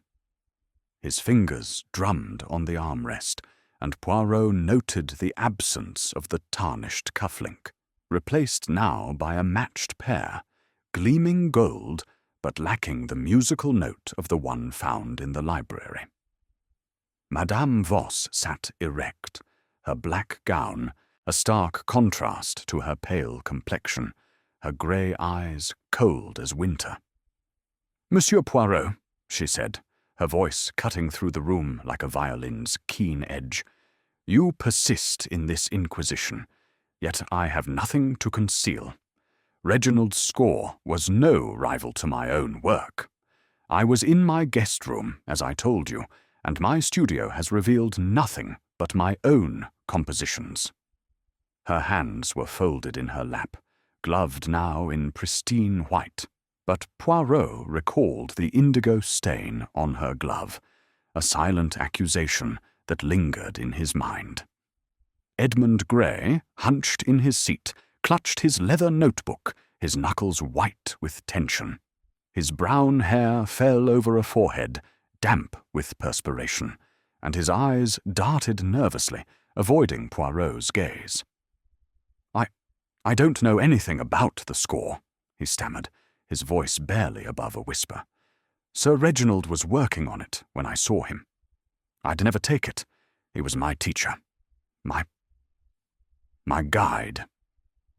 His fingers tightened around the notebook, and Poirot's eyes narrowed, sensing the weight of secrets hidden in its pages. Poirot stepped forward, producing the blank manuscript paper from Sir Reginald's desk, holding it aloft like a sacred relic. "This," he said, his voice rising slightly, "is not as empty as it appears. Beneath the light, it reveals the ghost of music. Indentations of notes pressed from the stolen opus eterna. The killer took the score, but they could not erase its echo." He moved to a nearby lamp, tilting the paper so its surface caught the light, revealing faint, intricate lines of musical notation, a shadow of Sir Reginald's final work. The room seemed to hold its breath, the suspect's eyes fixed on the paper, each reacting in their own way. Langley's jaw tightened, Voss's lips parted slightly, and Gray's face paled to a ghostly white. "Mon Dieu," Poirot continued, his tone now a crescendo of authority. "The score is the motive, the melody that drives this murder. To steal it was to steal Sir Reginald's legacy, his immortality. Who among you desired it? Maestro Langley, did your pride, wounded by his interference, drive you to claim his work? Madame Voss, did your ambition, so cold and sharp, lead you to take what you could not create? Or you, Monsieur Gray, did your devotion to your master conceal a hunger to step into his light?" Langley leapt to his feet, his face flushed with anger. "This is outrageous. I'd sooner burn that score than steal it. Reginald's meddling was maddening. But I'm no murderer." His voice boomed, but Poirot noted a flicker of unease in his eyes, as if the conductor feared the paper's silent testimony. Voss remained seated, her composure a fortress, though her eyes betrayed a spark of alarm. "You weave a pretty tale, Monsieur Poirot," she said, her voice icy. "But my music speaks for itself. I had no need for Reginald's score, and your insinuations are baseless." Yet her fingers twitched, and Poirot recalled the cadence in her studio's manuscript, too close to Sir Reginald's style to be mere coincidence. Gray shrank further into his chair, his notebook pressed to his chest like a shield. "I didn't take it," he whispered, his voice breaking. "I loved him. I couldn't. His eyes filled with tears, but Poirot observed the way his fingers lingered on the notebook, as if it held answers he dared not share. Japp, sensing the tension, stepped forward, his practical mind anchoring the scene. "All right, Poirot, this paper's a fine trick, but where's it get us? We've got the cufflink, the vial, the footprints. Now these indentations. You're saying the score's still out there, and one of these three has it?" Poirot's smile was enigmatic, his eyes never leaving the suspects. "Précisément, Inspector. The score is not destroyed. It is too precious for that. It is hidden, perhaps in plain sight, and its thief is among us." He turned to Voss, his voice softening, but piercing. "Madame, your studio. It was a revelation. The ink on your glove, the cadence in your symphony. These suggest a familiarity with Sir Reginald's work. Did you perhaps glimpse the opus eterna during a visit, through the hidden panel?" Voss's eyes flashed, but she held her ground. "I've told you. I was in my room. Your accusations are fantasy." Her voice was steady, but Poirot noted the slight tremor in her hands, a crack in her icy facade. He turned to Langley. "Maestro, your cufflink, found in the library's passage, speaks of your presence where you claim you were not. A telephone call during your rehearsal. Time enough, perhaps, to slip back to the estate." Langley's fists clenched, his voice a snarl. "I was in Chelsea. My musicians will swear to it. Your cufflink proves nothing." But his bluster lacked conviction, and Poirot's gaze held him fast. Finally, Poirot faced Gray. "Monsieur Gray, your notebook. It is a mystery within a mystery. You visited Sir Reginald at 10, saw him anxious, yet you guard your sketches as if they were gold. What do they conceal? A fragment of the opus eterna, perhaps, copied in devotion or in betrayal?" Gray's face crumpled, his voice a whisper. "It's just my work. Please, leave it alone." But his eyes betrayed fear, and Poirot knew the notebook was a key yet to be turned. As the suspects sat in uneasy silence, Poirot stepped back, his mind a symphony of clues. The panel, the vial, the cufflink, the ink, the indentations. The opus eterna was the heart of the crime, and its thief was close. "We shall meet again," he said, his voice a promise. "The score will sing, and Hercule Poirot will hear its truth." The chandelier's light flickered, casting shadows that danced like notes on a staff. As the mystery deepened, its resolution a melody yet to be played. Chapter 10. The Rival's Undoing. The morning air in Bloomsbury was sharp with the promise of autumn. The streets quiet, save for the distant clatter of a milk cart, as Hercule Poirot and Inspector Japp approached Madame Clara Voss's studio once more. The townhouse stood austere against the pale sky, its treble-clef knocker gleaming like a silent challenge. Poirot's polished shoes clicked softly on the pavement, his cane tapping a steady rhythm, while Japp, clutching his ever-present notebook, muttered about the mounting evidence. "That ink stain, Poirot," he said, his voice low but eager. "And those footprints in the passage, they're pointing straight at Voss. You think she's our killer?" Poirot's green eyes flickered, his moustache twitching with a subtle amusement at Japp's enthusiasm. "Mon ami," he replied, his voice as precise as a plucked violin string. "The evidence, it is like the notes of a score. Each must be played in harmony to reveal the truth. Madame Voss's ink, her music, her presence in the house, these are chords, but we must hear the melody before we accuse." His mind was a whirl of details, the hidden panel, the cyanide vial, Maestro Langley's tarnished cufflink, Edmund Gray's guarded notebook, and the indentations on the blank manuscript paper, whispering of the stolen opus aeterna. Clara Voss, with her icy ambition and stained glove, was a compelling suspect, but Poirot's little grey cells demanded certainty. Madame Voss received them in her studio, her black gown replaced by a severe charcoal dress that seemed to absorb the morning light. Her raven hair was pinned tightly, her grey eyes meeting Poirot's with a defiance that bordered on disdain. "Monsieur Poirot, Inspector," she said, her voice crisp as a frost on glass. "You return so soon. I trust you found nothing to tarnish my name." She gestured to a chair, but her posture remained rigid, as if bracing for an assault. Poirot declined the seat, his small frame radiating authority as he paced the room, his eyes sweeping over the familiar desk, the upright piano, and the shelves of manuscripts.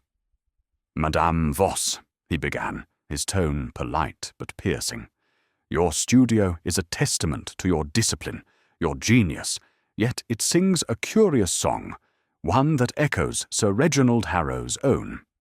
Your latest symphony, its opening bars, they are not unlike his nocturne in G minor. A coincidence, perhaps, or something more."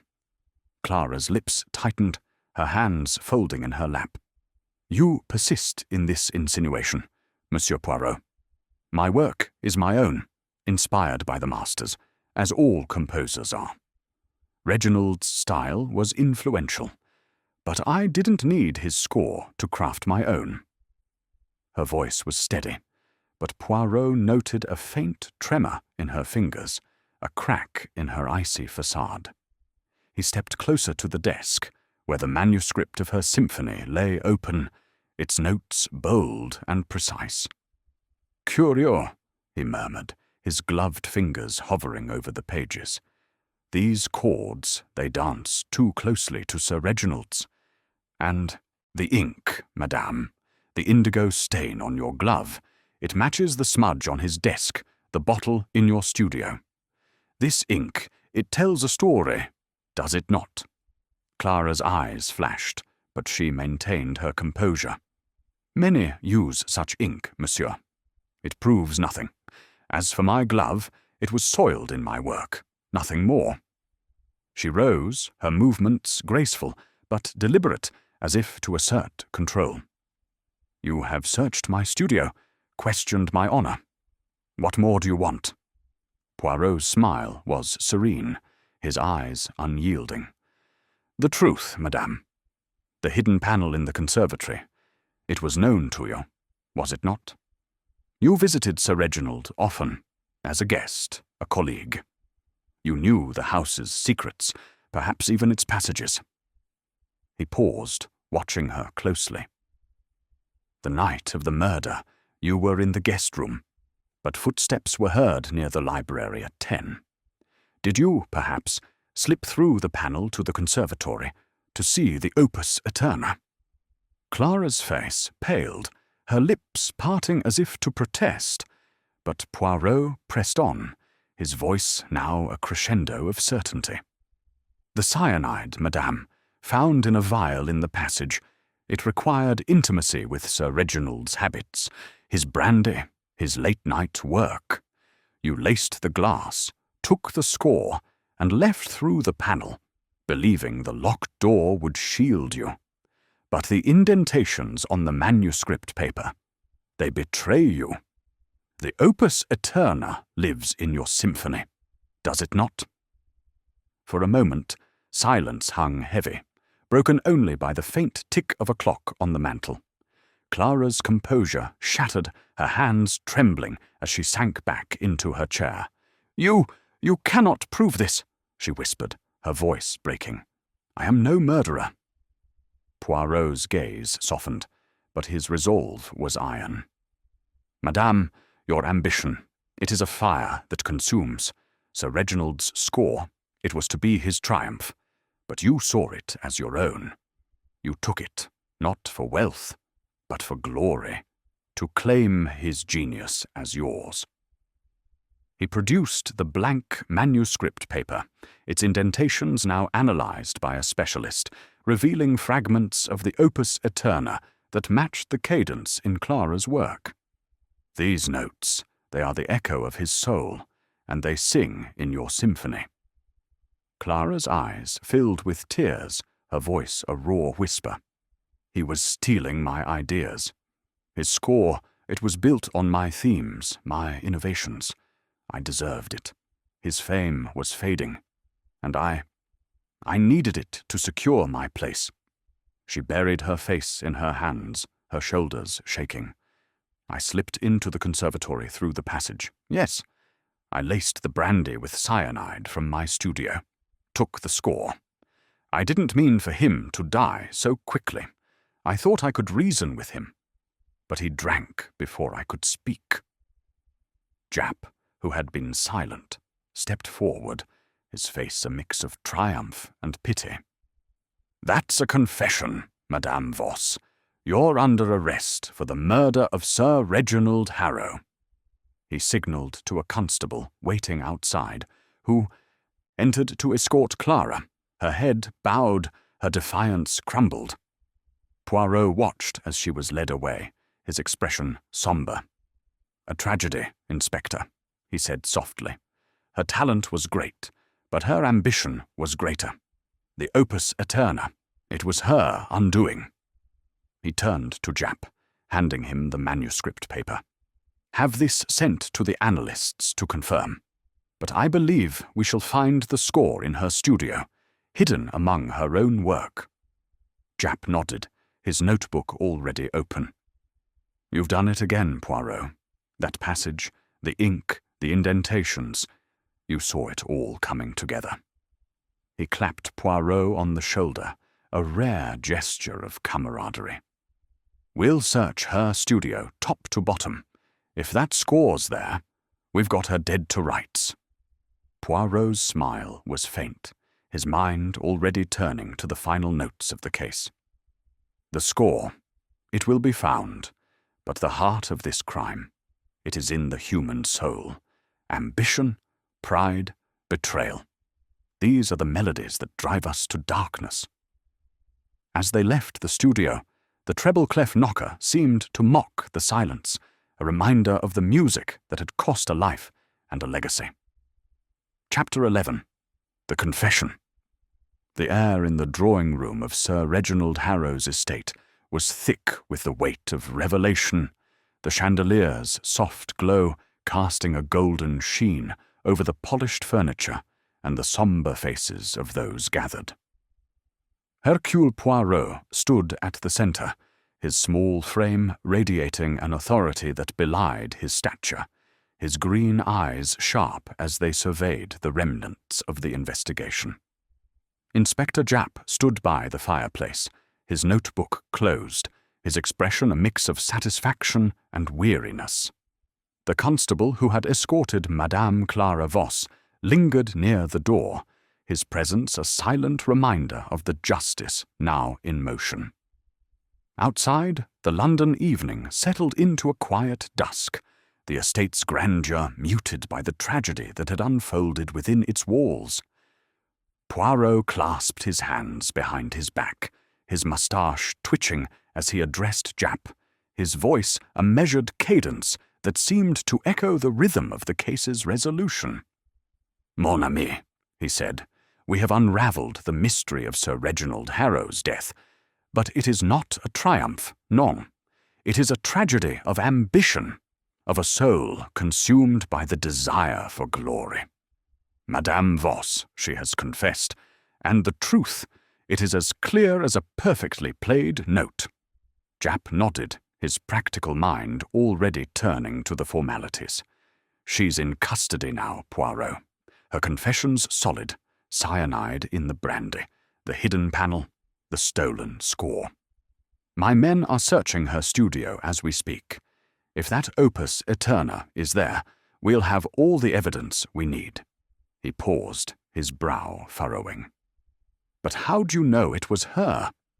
The cufflink pointed to Langley, and the boy's notebook had me wondering. Poirot's smile was serene, his eyes alight with the quiet satisfaction of a puzzle solved. The little grey cells, Inspector, they see what the eyes alone cannot. The cuff-link, it was a distraction, perhaps dropped by Maestro Langley in a prior visit through the passage, for he knew the house well from years of collaboration. But Madame Voss, her ink-stained glove, the cadence in her symphony that mirrored Sir Reginald's style, the footsteps heard near the library, these were the true notes of the crime. She knew the hidden panel from her visits as a guest, and her ambition, it drove her to poison and theft. He paced slowly, his cane tapping softly on the rug. The opus aeterna. It was not just a score, but a legacy. Madame Voss believed Sir Reginald had taken her ideas, that his triumph would eclipse her own. She slipped through the passage, laced the brandy with cyanide from her studio's supplies, and took the score to claim it as her own. But the indentations on the blank manuscript paper, they betrayed her, revealing the notes she thought to hide. Japp shook his head, a grudging admiration in his eyes. "You've got a knack for this, Poirot. The vial, the footprints, the ink. You tied it all together. But what about the boy? Edmund Gray. His notebook, his late-night visit, seemed suspicious to me." Poirot nodded, his expression softening. "Monsieur Gray, he is a soul torn by devotion and doubt. His notebook, I suspect, holds his own attempts to emulate Sir Reginald, perhaps even fragments inspired by the opus aeterna. His visit at 10 was innocent, a student seeking guidance, but his secrecy, it was born of fear, fear of being judged unworthy of his mentor's legacy. He is not our killer, but he will carry the weight of this tragedy." The constable returned, his face flushed with urgency. "Inspector, sir," he said, saluting. "We've found it. The score. Hidden in Madame Voss's studio, tucked inside a hollowed-out book of Beethoven's symphonies. The opus aeterna, just as she described, with notes matching the indentations on the paper." Japp's grin was triumphant. "That's it, then. Case closed, Poirot. We've got her confession, the score, the vial. More evidence than we need." He clapped his hands, ready to wrap up the investigation, but Poirot's expression remained sombre, his eyes distant.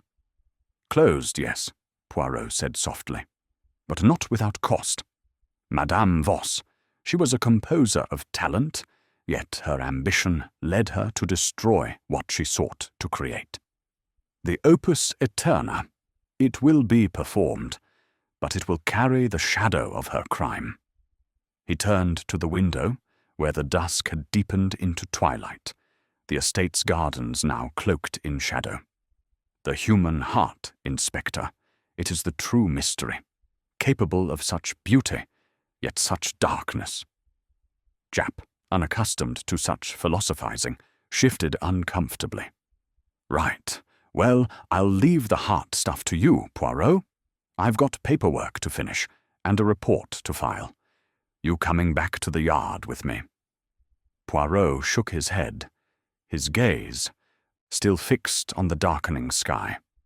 "Non, mon ami. I shall remain a moment longer to reflect.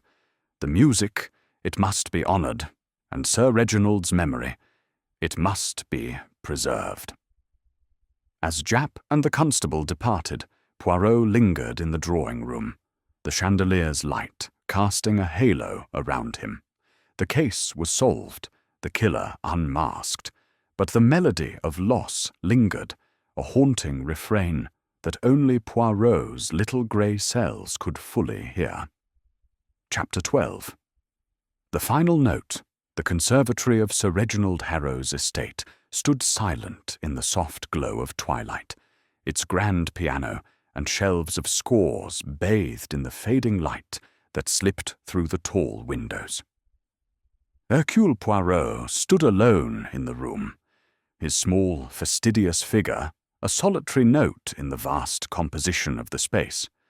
The air was still, carrying the faint scent of ink and old paper, now free of the bitter tang of cyanide that had marked the scene of the crime.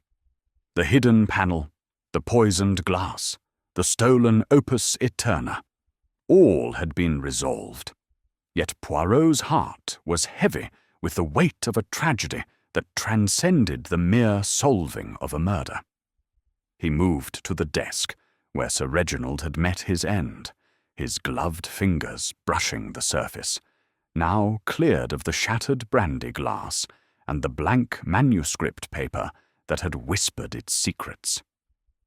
The opus eterna, recovered from Madame Clara Voss's studio, lay safely in the hands of Inspector Japp's men, its notes destined to be played in concert halls, a testament to Sir Reginald's genius.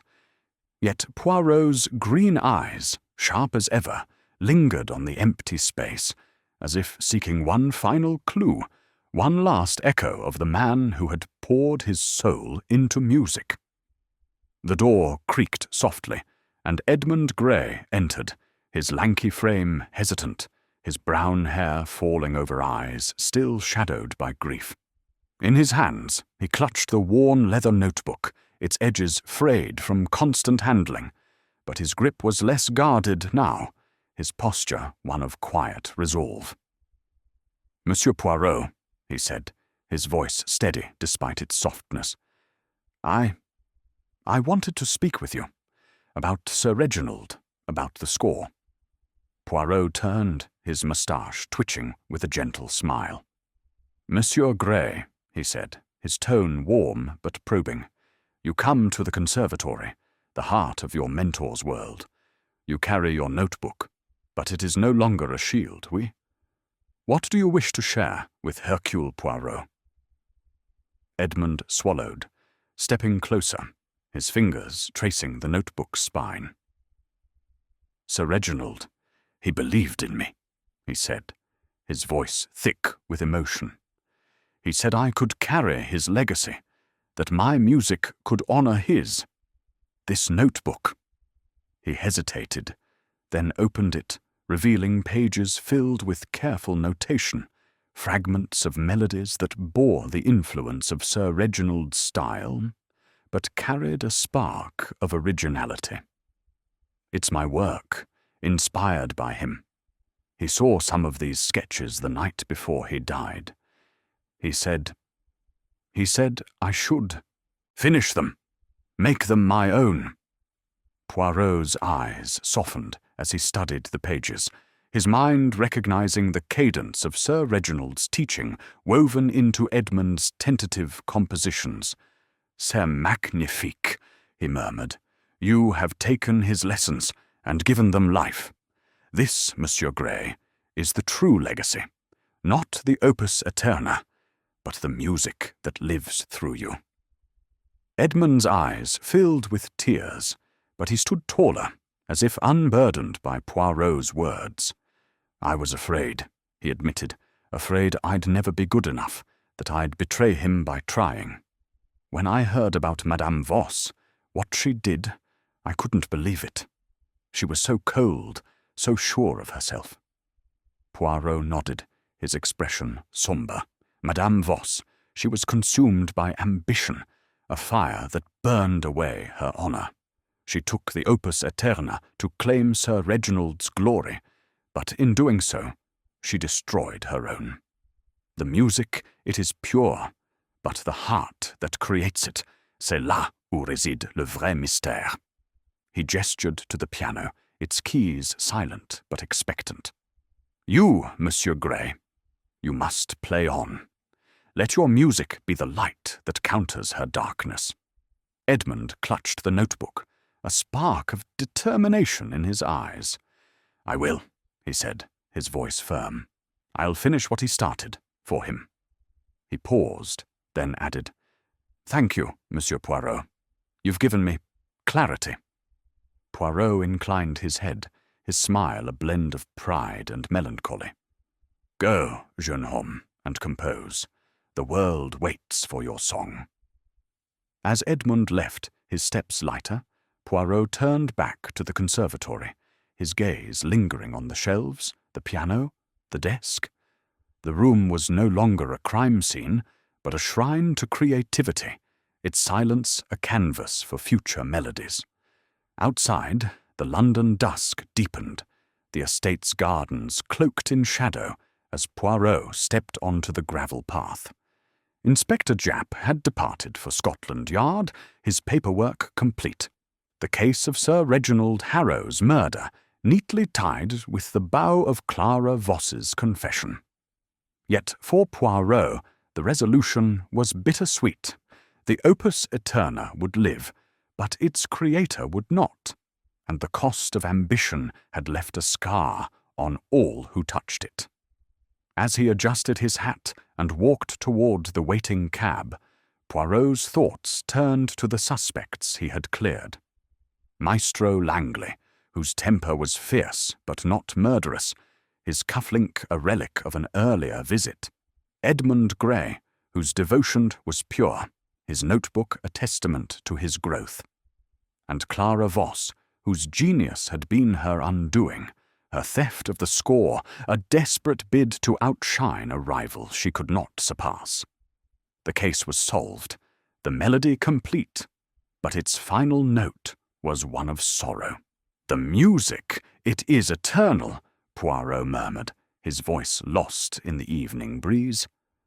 "But the human heart, it is fragile, capable of such beauty, yet such betrayal. C'est la vie." With a tip of his hat to the silent estate, he stepped into the cab, the lights of London beckoning as he left behind the conservatory, its secrets now sung, its story complete.